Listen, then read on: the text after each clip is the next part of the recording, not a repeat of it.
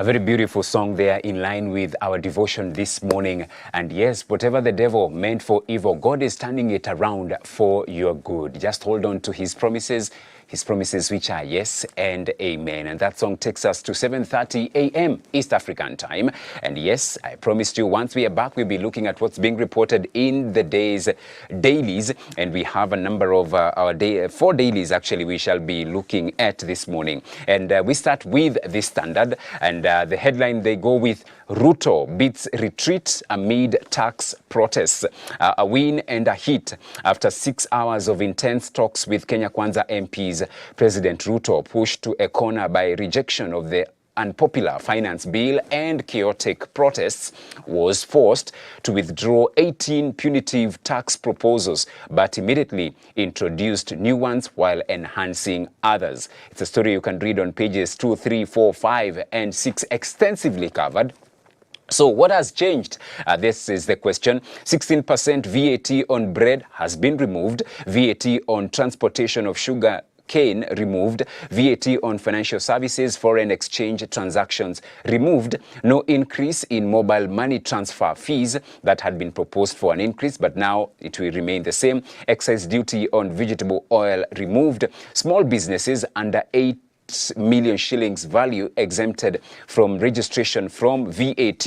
I also see levies on housing fund and social health insurance to become income tax deductible, eco-levy to be levied on imported finished products only, and then we have no levy on locally manufactured sanitary towels, diapers, phones, computers, tires, and motorcycles. 2.5% motor vehicle tax, which had been proposed, has now been removed. Also, farmers exempted from electronic invoicing through KRA's eTeams platform. I also see businesses with a turnover of below 1 million shillings also exempted. And so that is what is being reported in the Standard this morning. And of course it was running battles there.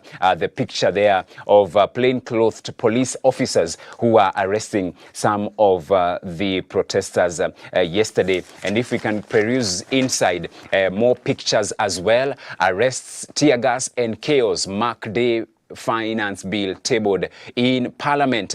Tens of youth turned up to reject the finance bill. Dozens were arrested as police moved to stop the demonstrations. So that is on page 2. And I see MP pushes for law to jail Kenyans in protests without permits. Kenyans who participate in demonstrations that have not been permitted by the state face up to 1 year in prison or 100,000 shillings fine, or both.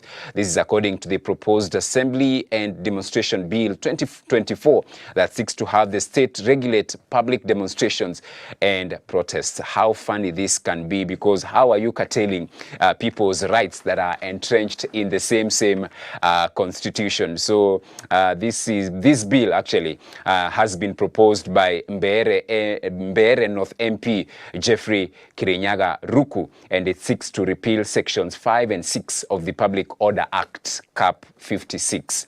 Let us see how this one pans out. But yeah.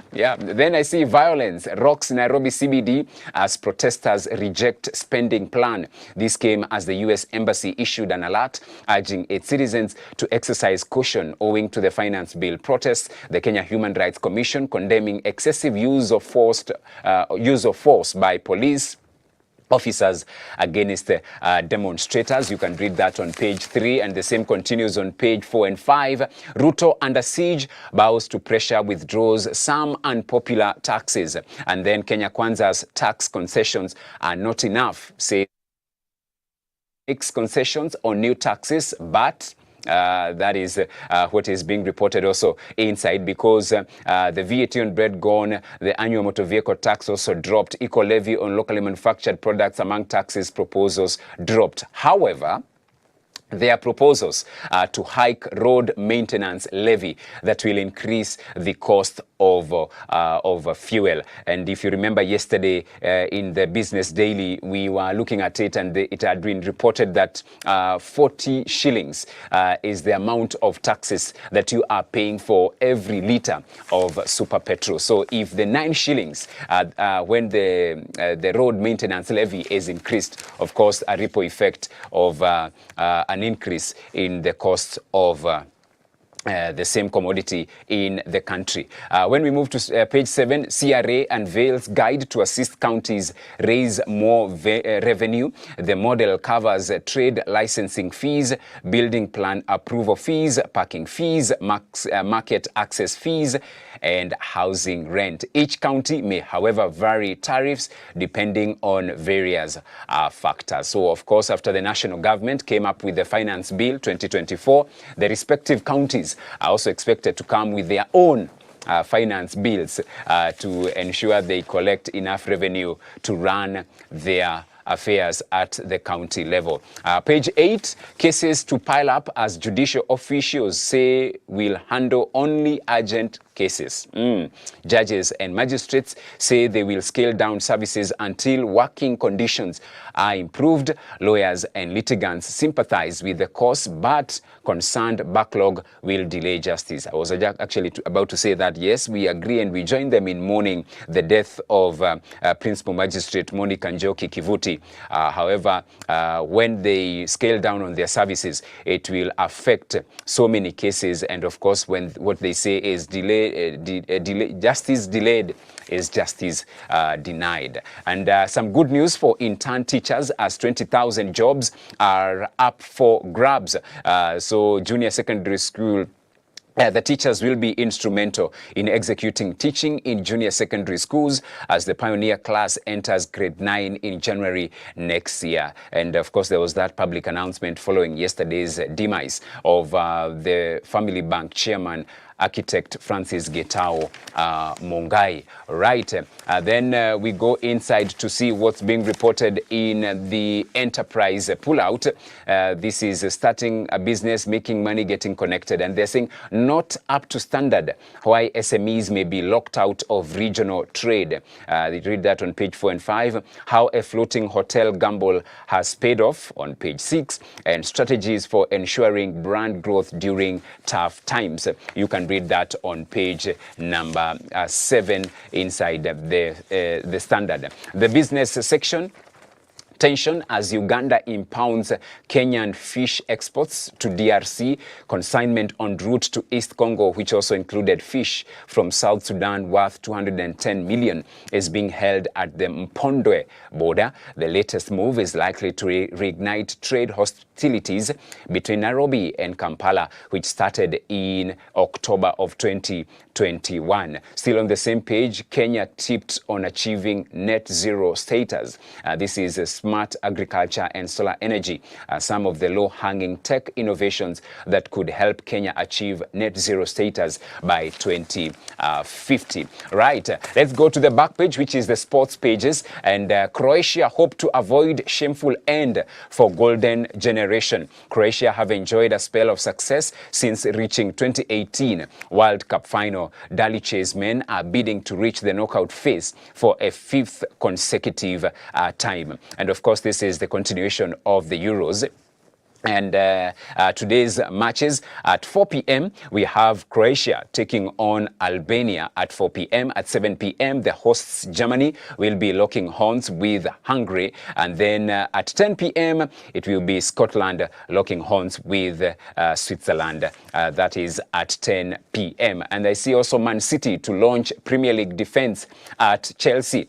So Man City will begin their Premier League title defense away to Chelsea on the opening weekend of the new season after the fixture list was published yesterday. The match on the 18th of August will pit Pep Guardiola against his former assistant Enzo Maresca, who was appointed Chelsea boss earlier this month after guiding Leicester to promotion last term. FA Cup winners Manchester United will host the opening game of the campaign when Fulham visit Old Trafford on Friday, the 16th of August. In other matches in the opening day, Arsenal will be locking horns with Wolverhampton Wanderers. And then West Ham will be at home to Aston Villa. Newcastle United entertain Southampton, and Brentford will be at home to Crystal Palace. Leicester City will be playing their first game after being promoted back to the EPL on Monday the 19th of August when they take on Tottenham Hotspur. And of course Ipswich Town, promoted to the Premier League, will take on Liverpool on Saturday the 17th of August. All right. We shift gear now from the Standard and look at what's being reported in the Daily Nation. And they go with the protest, new face of protests as Ruto backs down. Rise of Gen Z, their youthful looks, dressing, and even the placards they wielded trampled on the stereotype that protests belong to ragtag delinquents who have nothing else to do and who are often politicians' hirelings. And yesterday, they took to the streets in their hundreds, armed with their smartphones, to oppose new tax measures, which President Ruto and his ruling Kenya Kwanza Alliance MPs had just made concessions. Read that, pages 4, 5, 6, 7, and 8. I also see reprieve here as judges and magistrates and go slow.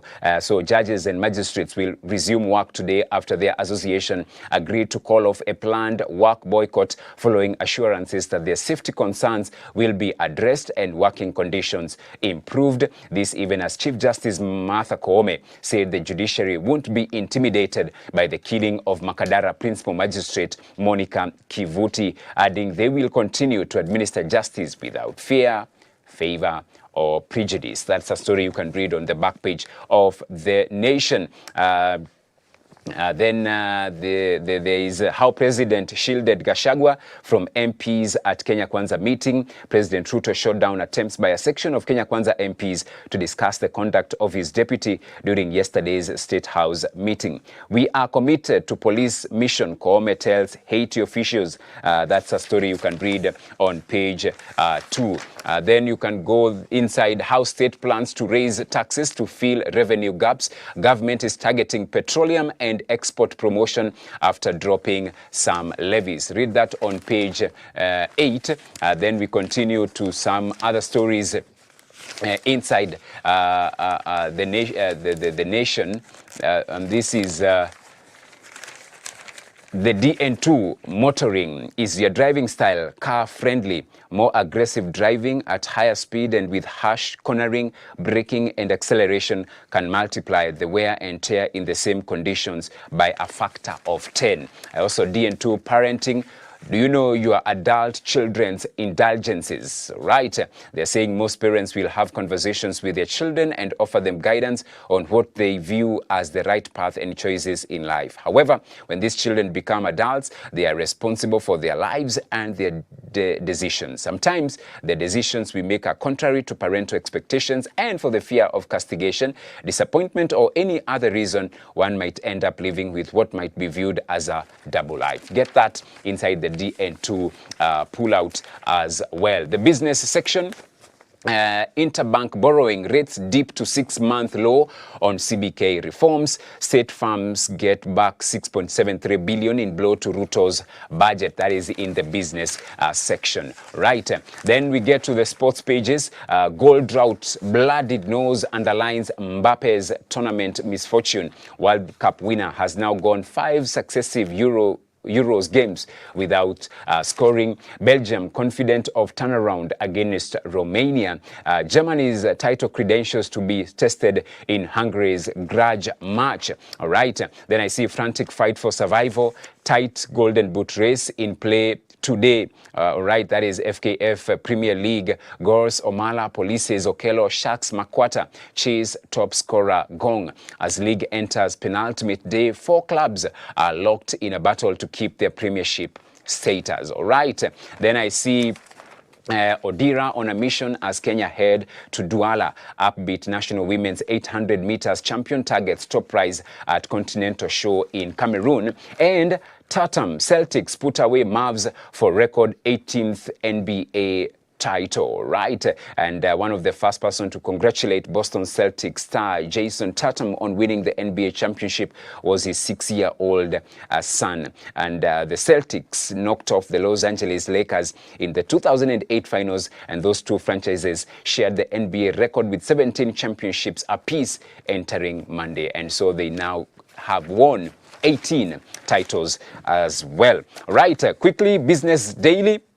Winners and losers in Ruto tax trade-off plan. Win for car owners, M-Pesa users, MSMEs, motorists, gamblers, importers lose yet again.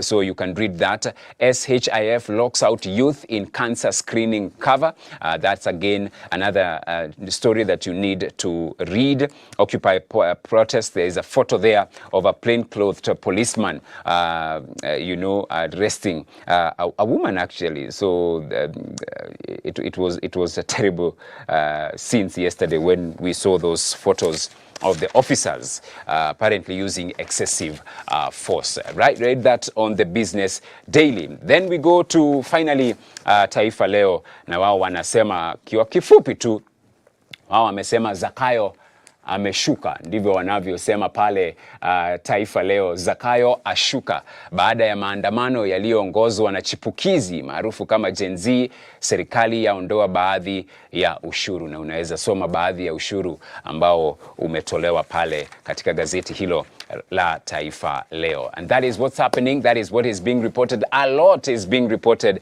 in today's daily. So grab your favorite copy, get to read, get to know what's happening in our nation. It's important so that also as we are praying, we know how to pray for our nation. Pray for the citizens, pray for the leadership, the national and the county level as well. We pray for the prosperity, the unity, the well-being and the joy of this nation. So right about now, a break for the video of the day. We are coming back to talk about the same once we return. This is Hope at Dawn.